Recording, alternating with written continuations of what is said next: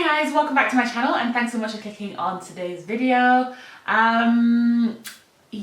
as you can tell by the title, I am going to be doing my pregnancy and delivery story. I think I might end up splitting it into two videos, so this will be part one and then there'll be a part two. I'm a little bit nervous, as you can probably tell. Just because I have played around with filming this video or not filming this video for quite a little bit. I know and I knew that a lot of you would be interested in hearing about my story and my journey, especially because I was very quiet about it on social media, almost to the point of non-existent. I think I just turned up and had a baby. I didn't have any pictures of the bump, and aside from the fact that maybe my face was getting a little bit chubbier and really bad skin, most of you didn't know that I was pregnant. So it's been playing on my mind, especially with a lot of the conversations that are happening in the Kenyan online space at the moment, on Twitter and on Instagram, of women sharing their birth stories and about the complications that can arise and all the different challenges, I guess, that come from having a baby. Having and carrying a baby is not a joke. Like, it is not a joke. If you go through the process and you come out on the other side without much story or without much complication, it's an absolute blessing. And especially with the state of the country and healthcare and etc., if you come out good on the other side, even if you have insurance or private medical care, it's just not a joke. So it's been really kind of weighing on me, and I'm shared these stories kind of in my own personal spaces, but not online. But it's kind of been, something's been telling me to share on here, because I feel as though the more we share, the more educated we can become as women about what pregnancy really means, and just have the full facts of the information. So that's what I'm going to do today. I am sat down with my cup here. This is one of my favourite cups. It's just got some water in it. I was going to make a tea, but I've had a hot drink today already and I don't want another one. So yeah, just before we get started, if you haven't already, then please go ahead and subscribe to the channel. We're on our way to 1,000 subscribers, and follow me over on Instagram if you haven't as well already. Thanks so much for your patience, you guys. I know I haven't been very regular in terms of posting on this channel as well as on my Instagram over the past couple of weeks.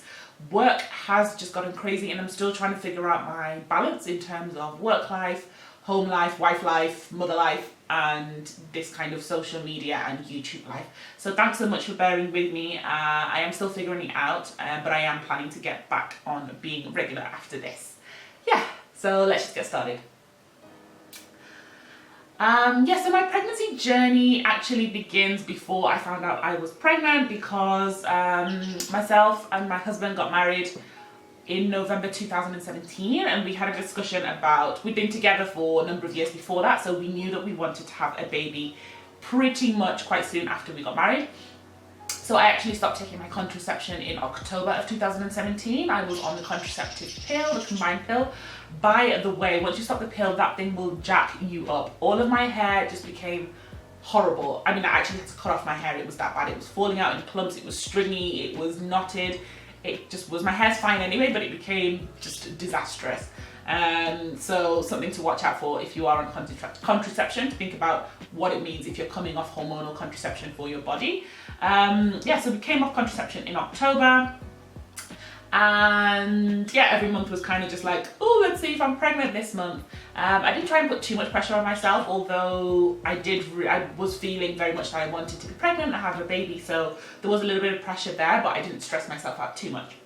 So fast forward to mid-January 2018, I went away with work. I was going on a mission to Eritrea for a month from the middle of January. So, planned myself, I've gone away for work.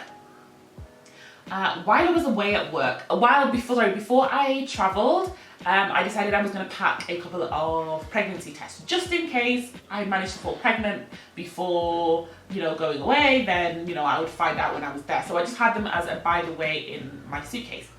So went away, and then I started to start feeling a little bit strange in the run up to my period due date, which was towards the end of January.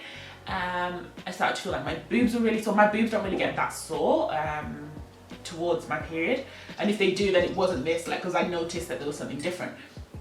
So my boobs were really tender, and I was just feeling a little bit I don't know, I could just tell that there was something that was off with my body and my system. So I took a pregnancy test and it was negative. So I was like, fine, it's okay. Maybe it's just, you know, my body is still adjusting to not being on these, on the pill and all the hormones, etc. But I became very aware of my body, and I was reading up now, because of course I wanted to get pregnant. I was reading up a lot about signs and symptoms of early pregnancy. And one of the symptoms that I read about was implantation bleeding. So this is basically when the fertilized egg implants itself into your uterus wall. A lot of women experience a little bit of spotting or a little bit of bleeding, which is basically that happening. So a few days before my period, maybe about 5 days or 4 days or so, I started to note that I was spotting. So I started to get really excited, because I was like, oh my god, could this be it? And you know, I was constantly just checking online to see, like, how long is it supposed to go on for, how heavy is it supposed to be, like, you know, really getting into the details.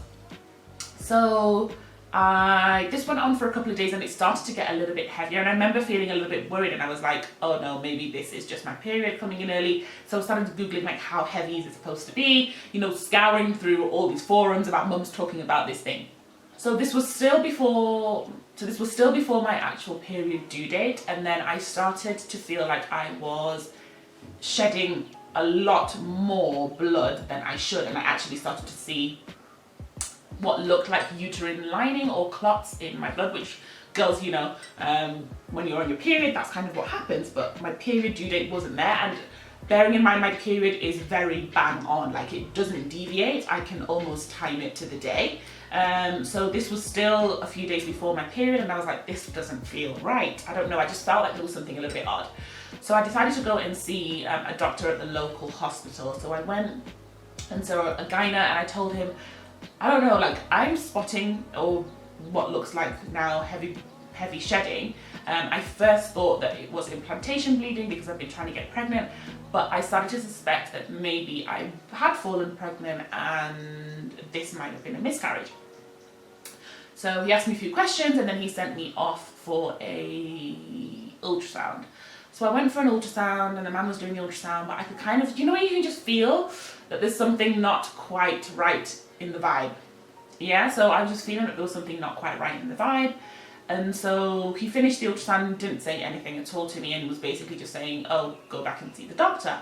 But I was like, no, can you just please tell me what's going on? And in a very matter-of-fact, zero chills, no customer care, patient care, zero, he was like, yes, there's a sac and it's empty. You were pregnant, now you're not. That was it. When he said this to me, it was almost like an out-of-body experience. Like, I really didn't feel like it registered. I was like, what is it that you're saying?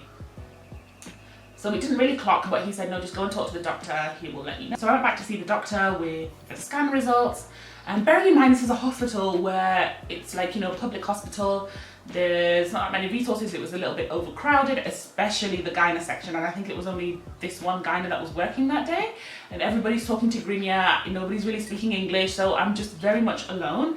So when I went back to see the doctor, he confirmed to me, in a more sympathetic way at least, that yeah, it seemed like I was going through currently a miscarriage. So he just told me to basically wait it out. There was nothing that they could do because it had already started happening, and the sac was looking empty. So basically my body was clearing out whatever was there. So he gave me prescription for folic acid, which I went to pick up at the pharmacy, and sent me on my way. So bearing in mind, I think this was about 10 days, maximum 2 weeks into my mission. I still had 2 more weeks to go. So I was just kind of in a bit of a daze. I didn't tell my husband straight away because I hadn't even processed it myself. I was feeling very, very just out of it. I remember we talked that day, and I of course was being like moody, and he was asking me what was wrong, and I didn't want to talk to him about it. I didn't want to say anything. And I just remember we cut off the conversation like really abruptly because I was just like, listen, I'm going, like, I don't want to talk to you, whatever. So the next day, I was a bit more, I guess, calmed down, and he asked me what was going on, and I basically told him, broke down in tears, had a bit of an emotional exchange about this, and he was trying to, you know, make me feel better about it. But I'm also one of these people where if I'm having a bad situation or bad news, like, I need to go through it. Like, you can't rush the process, you can't tell me it's going to be better, like, none of that helps me. Like, I just need to go through the dark and come out of the other side. So I also didn't want to hear a lot of the comforting words that he was saying, because I hadn't come to terms with what was going on myself. So the bleeding went on for, I think, about the rest of that week. I was still going about my work business the best I could. But then it came to a point where I think we were supposed to extend the trip a little bit longer, for about another week or two, and I basically was like, no, I can't do this. So I was telling Nick about this, and he was like, no, just talk to your boss and see if you can come home, because literally the day that I told Nick, this seems like, come home. Like, come home. And I was like, no, I can't come home, I've just got here, like, you know, there's so much still left to do. I still really felt as though I couldn't switch off from my work thing, and I had to complete the mission that I was doing, and I had to be there. So when I talked to my boss about it, he was completely understanding and, you know, said, go home, book a flight tomorrow, like, you can leave tomorrow, like, go home, there's no reason for you to be here if you're not in your mental state. So I booked a flight and I came back to Nairobi early February, I think around the 10th or somewhere around there, I can't remember the exact dates. So I was really happy to be back home, just with my husband, and we just moved house, so in the new house, I was settling in and like sorting out the house and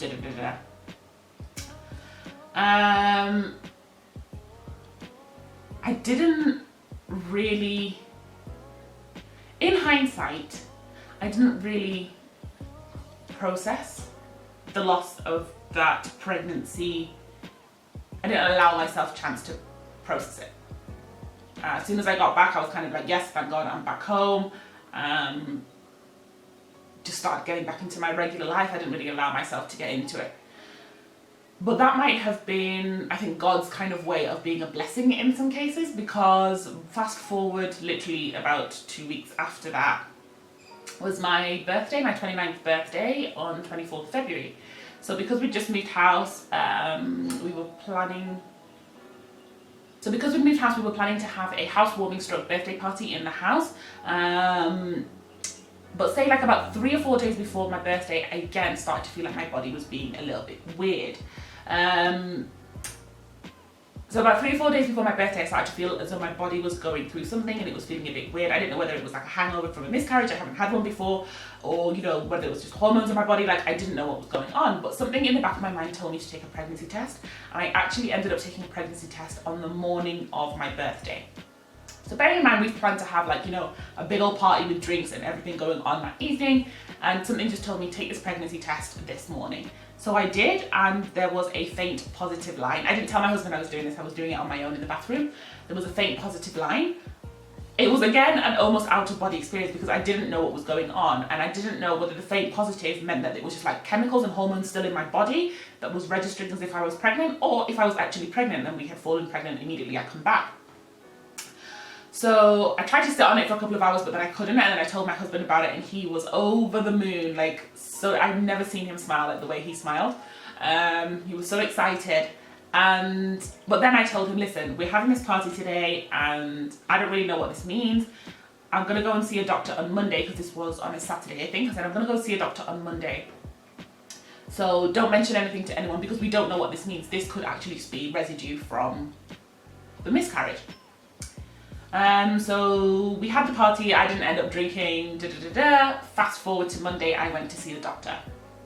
I got a recommendation from a cousin of mine, and by the way, my doctor is incredible. I have to say that, and I will leave her information down below. She's Dr. Muliro-Chekoko. She is based at Sifa Towers on Lenana Road. She's dope. She's just dope. I'll leave her information down below if you are looking for a really good gyna, and maybe also if you're having complications with your pregnancy, which we'll come to in a minute. She is incredible, so I'll leave her information below. Let her know that Olivia sent you. I I went on my own because I think Nick had travelled or something. Anyway, there was a reason why he couldn't come. So I went on my own, explained everything to the doctor, and she said, great, let's jump you up on the ultrasound table, let's have a look. So we jumped on the table and she did a scan. And then she said, I can see some irritation, I think she called it, in your uterus. She said, that could indicate that you are pregnant and there's something there, but let's go and send you for some blood work to get your HCG levels. The HCG levels are basically the pregnancy hormone, and you can measure how pregnant you are by the levels in your body. So she sent me off for that blood work, and when the blood work came back, it basically showed by the levels that I was about 3 weeks pregnant. So we started to take it from there. I went back to see her with the results, and she was like, right, okay, the blood work shows you're 3 weeks pregnant, so that explains why we couldn't see anything in the scan, You know, you've caught this on very early. That's also probably why your pregnancy test showed that, you know, it wasn't a very strong line, it was a faint line. But I think because I'd had the miscarriage, something in her just told her to get me started on something else to kind of help boost and hold on to the pregnancy, to help encourage the pregnancy to basically, you know, really form and hold in my uterine lining and to develop the way that it should. So she started me off on a course of progesterone injections, which I would have to go in every week for, and progesterone capsules that I would have to insert vaginally every night. And I can't remember if there was something else at that point. I think it may have just been those two. So I started on this course of injections and these other tablets, and I was basically going to see her every 3 weeks to monitor the progress. I can't remember if it was like the second or third visit after this, and I went to do another scan, and you could see the sac of the baby, but the baby was so tiny. I mean, so tiny as compared to the sac. I remember starting to think, oh gosh, maybe I'm having multiples. Like, why is the sac so huge and this baby is so small? She was a little bit concerned about that, so we just kept monitoring it because the sac shouldn't be so big and the baby so small, and she could definitely only just see one baby in there weren't two babies. So we kept monitoring it on these 3 week visits, and I was going back to get injections from the nurse basically every week, which, by the way, oh my god, so painful, because the formula of these progesterone injections is really oily. It's kind of thick, so it goes in really slowly into your body, and then we're injecting in the bum. That stuff hurt. Like, it would hurt. I would alternate cheeks because one cheek would kill for the whole of that week, and so I couldn't get it injected again. Like, I would have to switch to the other side. It was so painful, but it was completely worth it because after a little bit of time, basically the baby grew and filled the sac to the size that she should have done. So we passed the first trimester mark, and that was really like a milestone for us. And once we passed that, then she eased off, and I didn't have to continue with the injections, and I didn't have to continue with the capsules. At this time, of course, I was still taking my prenatal vitamins, so those were standard all along. I was using, which one's Pregnant Care Plus? Yeah, Pregnant Care Plus. So it was 2 tablets that I was taking every night for that, and then these injections and the other capsules that I was inserting every night as well. So in terms of some signs and symptoms in the first trimester, I definitely can say that I was extremely tired, check. I was hungry all the time, check. I was incredibly moody, like so moody that I became really withdrawn. Withdrawn also from just anything that was happening around me. Like, all I wanted to do was be at home, not on social media, not talking to anybody, just by myself. And then, you know, if Nick was there, then with Nick, or if my mum was there, or if I went to see my mum, like, that was it. Like, I didn't want anybody in my business. I didn't want anybody to know. I didn't want anything. So basically, me being pregnant at this point was just a story between myself, my husband, my mum, and my doctor. That was it. Because I really wanted to make sure that we would make it through first trimester completely. I just had this overwhelming anxiety because I'd had this miscarriage just immediately before, that this pregnancy also wasn't going to hold, and particularly because when we did that scan and the sac was so big and the baby was so small, I was like, oh my god, like, this is just so traumatizing. So I think I was constantly anxious and just reserved and withdrawn. So that was kind of my first trimester. I didn't really have cravings. I had a bit of a craving for chili, Oh yes, I did have a couple of cravings in my first trimester. So I craved uji. I became obsessed with uji. My mum used to come with 5-litre jerrycans and we used to swap them. Like she would give me a fresh one and I would give her the old one for her to go and like make for me fresh uji. And then I became obsessed with chili and chicken. Like those were the things that I was obsessed with, I think, in my first trimester. I didn't have any of those kind of like wake up in the middle of the night, want to eat something. But this is what I wanted to eat kind of like all the time. Oh, and then also in my first trimester, that's when my skin started to deteriorate like hell. Like my skin, you guys will know if you were watching those videos, it just started to get really, really bad. Like pimples, blackheads, whiteheads, as in my face just became horrible. And it was so, I don't want to make it sound as though, you know, like looks are everything, because they're absolutely not. But for me, being someone who's really into the way that they look, yes, I am vain, and doing content creating around beauty and makeup and skincare, it made me very, very self-conscious. So I think that was also one of the reasons why I started to kind of back away from posting so much on Instagram and on YouTube, because I was just so self-conscious of my skin. My skin has never been that bad in my life. Like it was horrific. And I think people around me were just kind of being nice, but it was really, really bad. I don't even think you guys saw the worst of it here on YouTube. I just didn't take pictures, even on my own, like for not posting. I didn't take pictures. I hated looking in the mirror. I mean, it was just like cystic acne all over, lots of dots, bumps, rashes, which I'm still trying to deal with now in terms of the dark marks left by the hyperpigmentation. But fast forward into the second trimester, my skin got worse. People tell you that it will get better and it's just first trimester hormones. It didn't. For me, it got worse. But my energy levels definitely picked up. I started to feel a little bit better around the 20-week mark. And then that's probably around the time that we traveled. So me and my husband went to London for holiday for a couple of weeks. And I used the opportunity to buy baby clothes and baby stuff that I couldn't get here or could get there for a lot cheaper. So that was a good opportunity for us. I had a lot of energy that trip actually. We walked a lot. We just had a really, really good time. Before we went away, I went for a scan to find out the gender, because I absolutely 100% wanted to know the gender before we went away, because I wanted to be able to buy gender stuff while I was away. I know my baby doesn't really wear pink per se, but I wanted to know whether I was having a boy or a girl, so I know whether I'm buying dresses or if everything I'm going to buy is going to be just like shorts and stuff.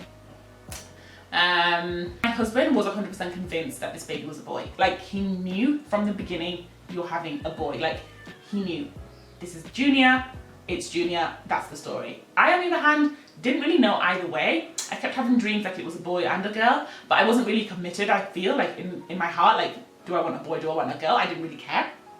But I remember going for the scan, and again Nick had travelled for some work thing outside of Nairobi, so I went on my own. And I remember asking the radiographer, or whatever, sonographer, whether she could write down the gender on a piece of paper, and then me and Nick would open it together later on when he was back.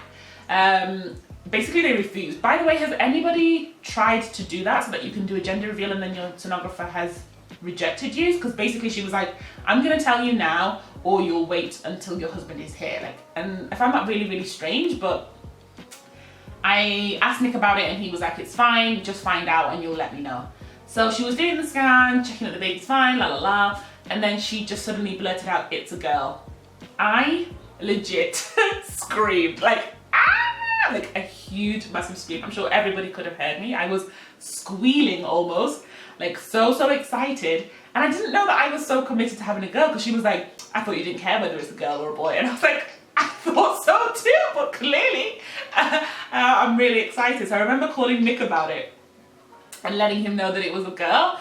And he, I guess, he probably won't admit it now, but I think there was a moment of like, oh, it's not a boy. But then after that, he was like, you know what, it's amazing, we're having a healthy baby girl, like I'm down, let's do this. So while we were away, towards the end of the trip, I started to feel a lot of what I can only describe as pressure on my cervix. So I could just feel like there was pressure weighing down on me there. And I remember mentioning it to my doctor after we got back, and she did an ultrasound and said, everything in there looks okay, but she scheduled me for another scan, like I'd say maybe like 2 or 3 weeks after that. just to make sure that anything wasn't developing or anything wasn't going wrong. But she told me to take it easy. I think she wanted to put me on bed rest, but I refused. But she just told me to take it easy and just relax. So I tried as much as I could. I'm not one of these people that can stay still, by the way, like for days on end. I can't do it. But I tried to relax as much as I could as I went for this scan. So I remember the day of the scan, I had planned for a lot of errands that day. So I knew I was going to go for the scan in the morning, and then I was going to go for breakfast immediately after that, and then go shopping and get some things for the house. So that was my plan. So I went to the clinic to get the scan done. So this clinic was a separate clinic from her clinic, and the sonographer was doing the scan. Everything was fine for a minute, and then again, very unceremoniously, he was like, your cervix is opening, you need to go and see your doctor, you might lose this pregnancy. Like, when he said that to me, I was just like, what are you saying? Like, you can't just tell me that my cervix is opening. Like, what are you telling me? Like, no. Bearing in mind, I was now just starting to feel a little bit better about this pregnancy. I was starting to feel like things were finally leveling out. And things were finally getting better, and then this just basically slapped me in the face. So I just kind of went into a state of denial, I have to say. So he was like, call your doctor immediately after this and schedule to go and see her. You're gonna have to go and have surgery for this, to close your cervix and have a stitch put in. So I just kind of left that place in a bit of a daze. I took myself to Art Cafe. I had breakfast. I kind of just shut that out. I went and I had breakfast. On my own, just relaxing, taking my time. It was nice and sunny. I remember I was having my breakfast. And then in the midst of having my breakfast, I texted my gyna and told her, I took a picture of the scan and I texted my gyna and I told her, this is what the sonographer said. These are the results of the scan. He says my cervix is dilated by 2 centimeters and I need to have a stitch put in. So she didn't respond immediately because obviously she's serving other clients, but I think maybe within about half an hour or so, she texted back and was like, Olivia, come in immediately. I think she'd even text me saying, come in now, like, you know, with capital letters. So I lingered that text. I basically just ignored it and carried on about my day. I went shopping. I bought things for the house. I remember I went and bought cushions and I don't know what else. Like, I was just like, this is not happening to me. Like, I'm not having it. Bearing in mind, all this time as I'm walking around, I can still feel this like pressure on my cervix. So I think Nick called me at some point in the day, we talked, and then I was like, hey, the doctor's saying that I have to go in to see her, and he was in his office and he was like, right, okay, then let's go. So he left his office, I left wherever I was, and we met at the doctor's clinic. But this was definitely not like, I didn't go right now. This was like 2 or 3 hours later, I think around lunchtime, and I'd gotten these scans in the morning. So as I waited in the queue to like be seen, and then we were seen, and she was like, Olivia, where the hell were you? Like, why didn't you get here faster? Like, I told you to come in straight away. And I kind of brushed it off because I knew she was berating me and I knew I should have come in earlier, but honestly I think I was going into some kind of like trauma and just feeling like everything just goes wrong in this pregnancy. Like why can't it be straightforward? Like, why can't it be normal? Because I was feeling like I was just getting over my anxiety, and then suddenly like you're telling me that this is critical and I'm back in a space where this pregnancy isn't safe. So I really just didn't feel good about it. And I remember just feeling a little bit detached. But basically she was like, so at this point, in terms of how pregnant I was 24 weeks at this point. No, 25 weeks at this point. And she was like, listen, I'm going to take you into surgery today. We have to put in a cervical stitch. I thought this was a simple procedure, so I thought it was something that they could do, I don't know, while I was in the clinic. She was like, no, Olivia, this is actually like, you're going to have to be under general anesthetic. We're going into hospital. We have to book you in. It's a thing. So it was just, it all happened within such a blur, because this was around lunchtime, and she was like, we can do the surgery at 3.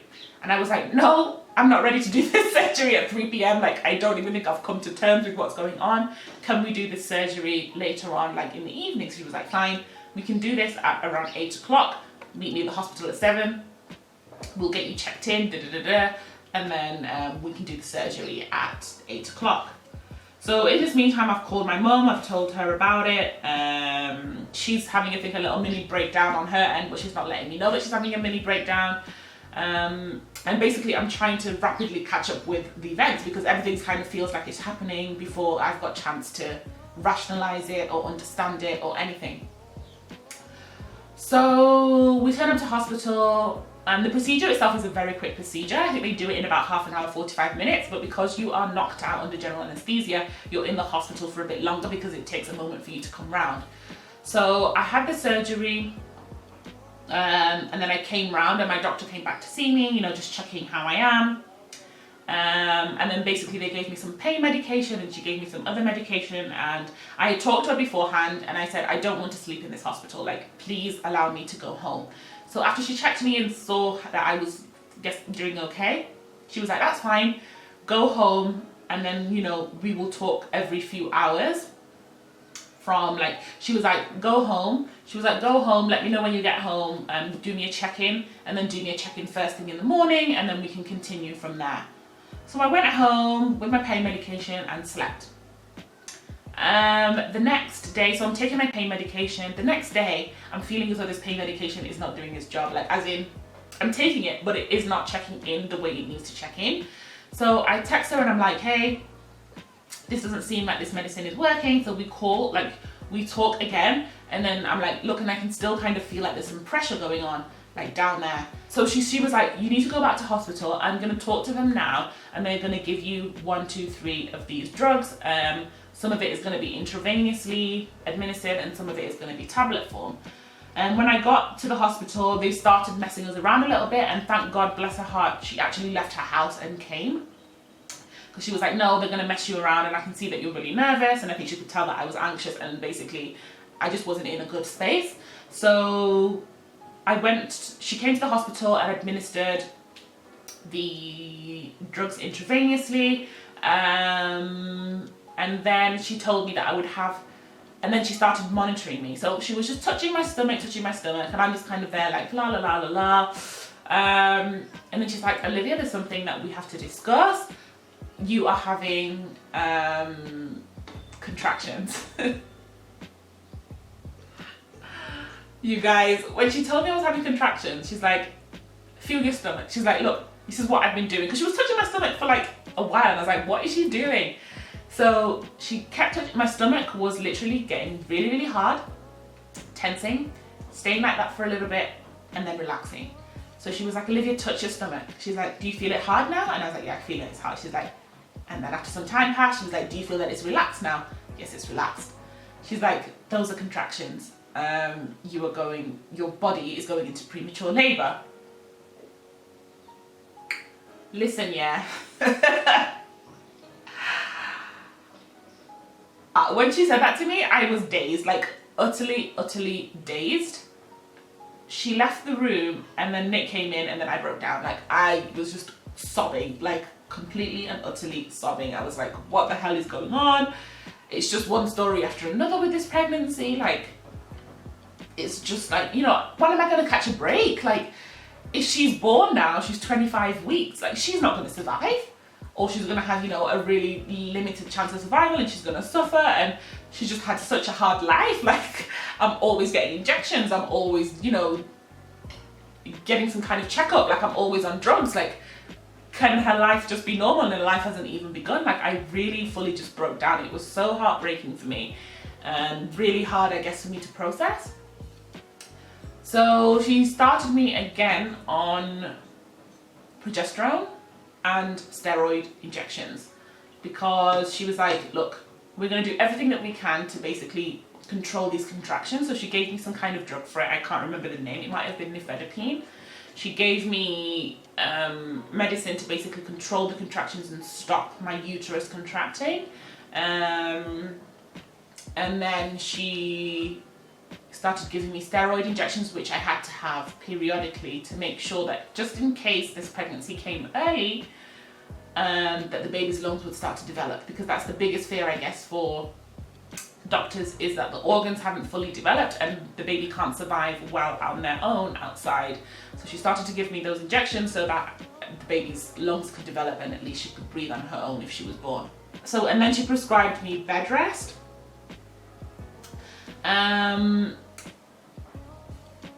And so then again, I begged her that I didn't want to stay in hospital and I just wanted to go home. Like, I didn't want to sleep in the hospital, I didn't want to stay there.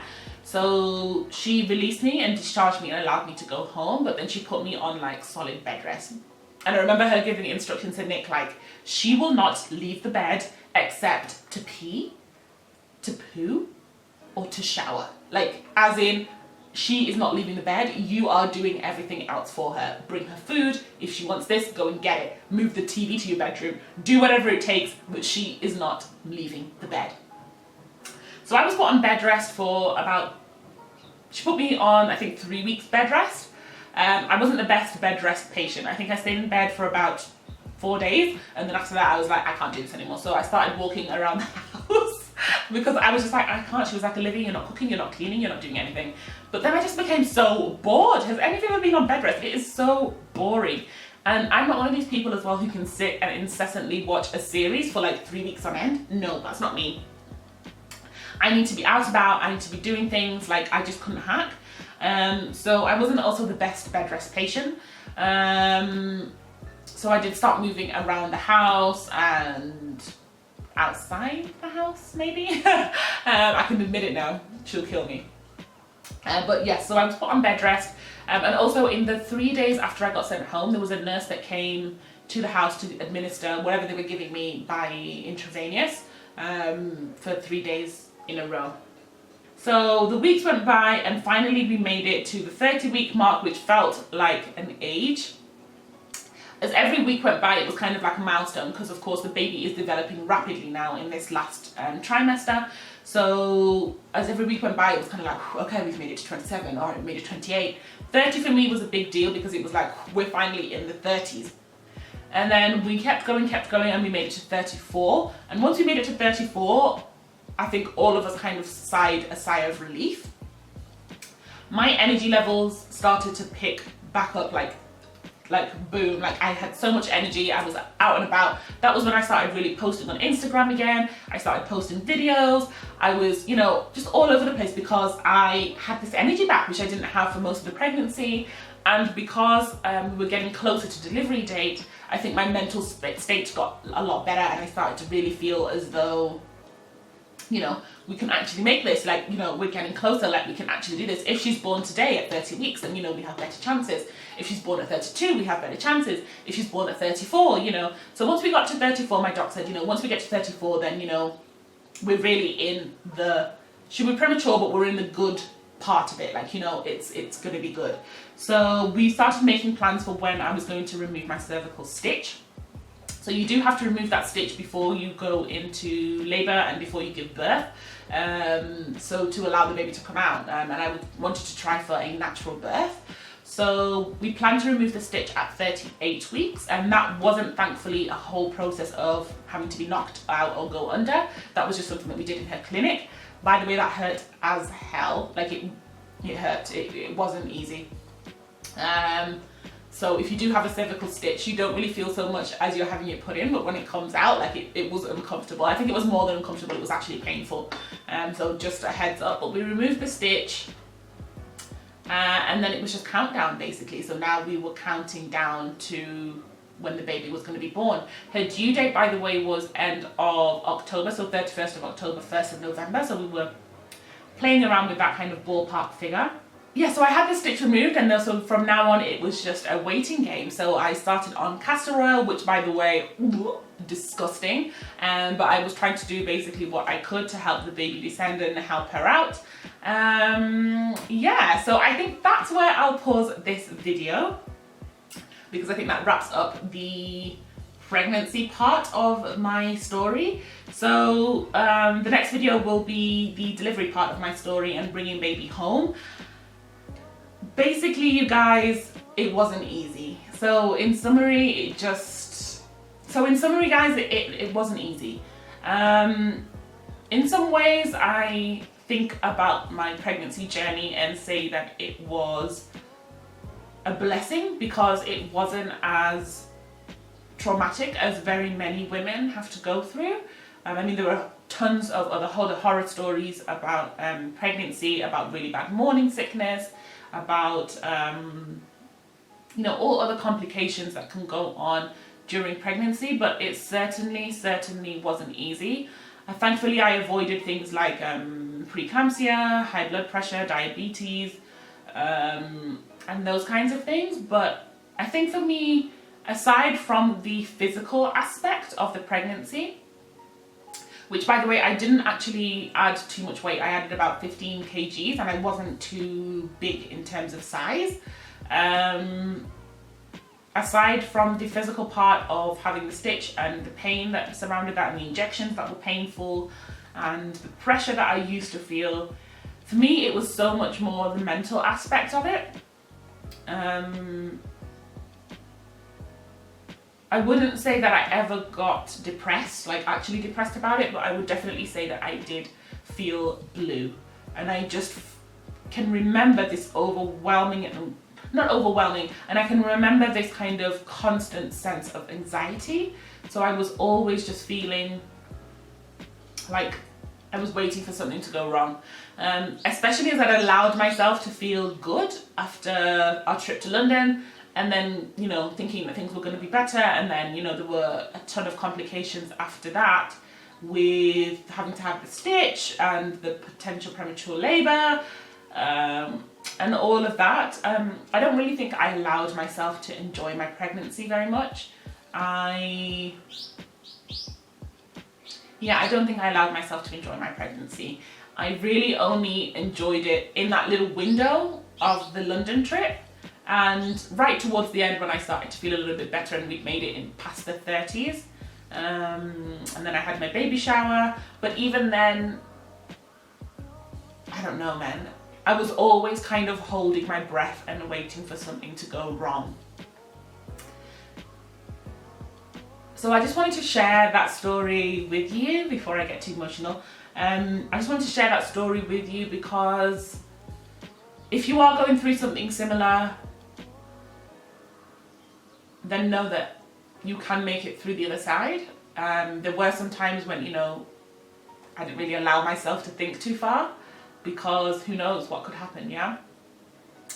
But family and having a network and friends around you that can kind of keep you motivated, keep your energies up, keep you happy, keep you distracted sometimes from what you're going through is really important. And I really do have to thank my friends and family who really did do that for me, really did come through and make me focus on, keeping going. Because I think it's very easy for us as women to slip into,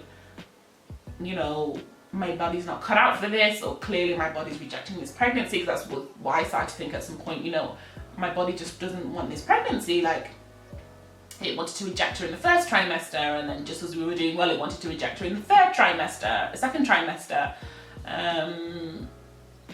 But I thank God for where we are now, and that we made it through the other side. Yeah, so leave me your comments down below. I would love to hear from you about your own pregnancy journeys, what you went through, if you went through something similar or something different, or more complicated. Ask me any more questions if you would like to, and of course, as I said, I'll make sure to leave my doctor's details down below if you are looking for an excellent doctor who has a bit of dry humour, but her instincts are razor sharp, and will always do best by you and baby. Then definitely reach out to Dr. Chekoko. She's amazing. Thank you so much for watching this video, and yeah, I hope you'll stay tuned for part 2 in the next video. See you guys soon.